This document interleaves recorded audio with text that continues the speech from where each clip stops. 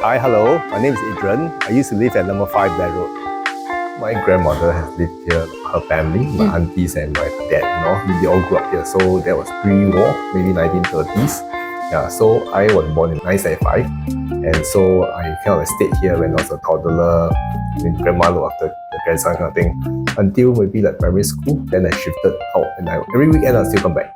Yeah, so maybe from 1975 to 1990, that was a time in which we all basically moved out of this place. It's very different now. Yeah, so the streets actually used to have shops in the sense of you have push carts along Blair Road. So actually it's more like the outside of Blair Road. So there's a cafe now. I think something used to be a coffee shop. A very, very old coffee shop. Yeah, and then outside of the street actually is like this line with basically like literally push carts. So my memory is that my dad is sitting there, and then this Indian guy will be having the pot, and then kambing soup. So you literally sit there on the wooden bench.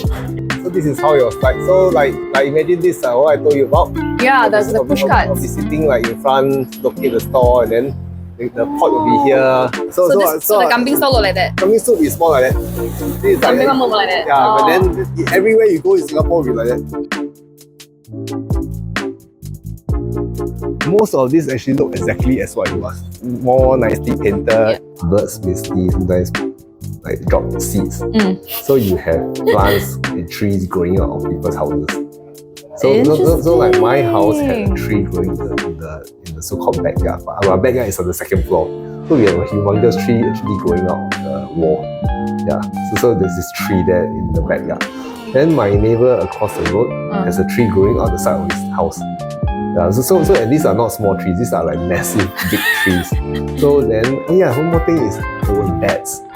So it attracted a colony of bats. So bats actually came and then roosted in the tree, and then it was like Wild West. I mean, like big tree and bats. Like, you got animals running around. I'm sure you have trees, you have other kinds of animals. Yeah, there used to be trees growing up for buildings. Like in between like gaps and things. Yeah, gaps and all. Yeah, it's all very well maintained now. Yeah, correct. Generally, this whole street look the same. Okay. Yeah, I mean like nothing here actually has changed. Wow. So technically, what it was last time is still like that. So this is where I stay. This is my house. This is actually my house. All the kids will gather in the evening. Then this is like safe spot. Then it's like you do have beds. So the shop house is more like we have 2 rooms. It's actually partitioned, and then so there's actually the wall isn't up to the ceiling. The wall is just like a partition. So my grandmother sleeps in one. My great grandmother then was still around, sleeps in one. So it's an opium bed. That she sleeps on. So the rest of us, we basically will put up mattresses on the floor and sleep on the floor in the living room. It was like that every night. But then, it was a nice experience. It's cozy, Cozy. Nice and cozy, And you hear the cars, one's the Zumo, one car pass. So maybe that's why I'm such a deep sleeper. You get used to, you can sleep there, you can sleep anywhere. What do you think this area would be like in 50 years? I think it could become maybe potentially like Juchiat. Yeah, I mean like you could have residential, but yet you still have like some little shops. I mean, it's a very interesting street. I mean, it's near to the city. It is next to the main road, but yet it's not the main road kind of thing. It's like 2 different worlds. It could potentially be a maybe nice little enclave. It could be art, or becoming creative.